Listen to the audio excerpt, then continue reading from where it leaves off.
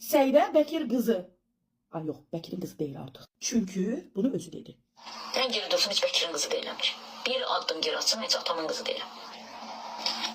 Üzr istəyirəm. Siz kimin qızısınız indi hal-hazırda? Çünki özünüz dilə gətirdiniz ki, mən Rəqsanə İsmailova ilə olan söhbətdə bir addım geri atsam, bu söhbəti keçsəm, bağlasam, mən Bəkirin qızı olmayacağam. Siz indi kimin qızısınız? Hörmətli Seydə xanım. Ay yox, belə də deyə bilməm. Niyə? Çünki insan özü deyir ki, Mən bu məsələni nəyəsə görə ona bağışlasam, məsələn keçir, məndən alçaq adam yoxdur həyatda.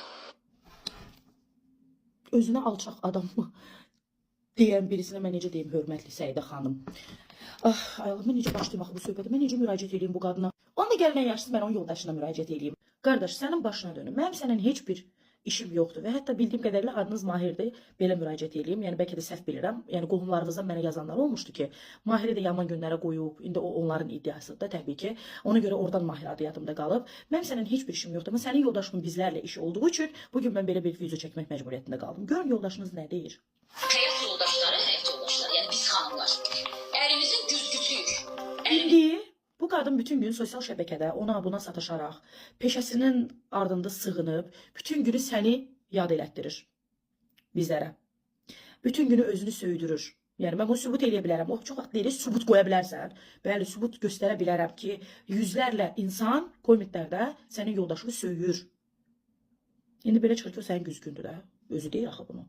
Nə qədər qeyrətli və nə qədər qeyrətsizdirsə, onu biz göstərir. Və onun bu danışığından da belə bir qənaətə gəlirəm ki, sən ona söz keçirdə bilmirsən ümumiyyətlə. Sən deyə bilmirsən ki, az bəsdir, dincəl, otur, evin qadını olmaz. Çünki gecə dəfələrlə onu saat 2-də, 3-də canlı yayında görmüşəm. Normalda məsələn o saatlarda belə deyək də, qadın yoldaşını quc-quc eləyib yatmalıdır da. Ya da yatmırsa ən azından bir şeirdən, qəzəldən, nədənsə danışmalıdırlar. Yəni bunu sən demirsənsə ki, sənin Rəqsanənin əri faizliyindən nə işin var? Jurnalistsən, otur, dövlət problemlərindən danış. Onun bunun ərinə niyə söz atırsan? İndi bax, burada sənin qeyrətli şübhə altında qoyur da, bax bu danışığı ilə. Davam edək. Və hər kəsin ərinin adı onun arvadının yanında çəkilir. Və kimin ərinin qeyrət, namus, ölçüsü nə qədərdirsə, bugün onun arvadının geyimindən də bilinir.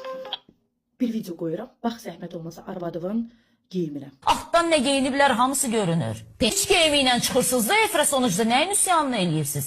Bax, o sözləri deyən də sənin arvadındır. Paltarın altından iç geyiminin görsənməsinə səbəb olan da sənin arvadındır. Heç nə. Sənin qeyrətinə arvadın qurban olsun. Davam edək. Arvadının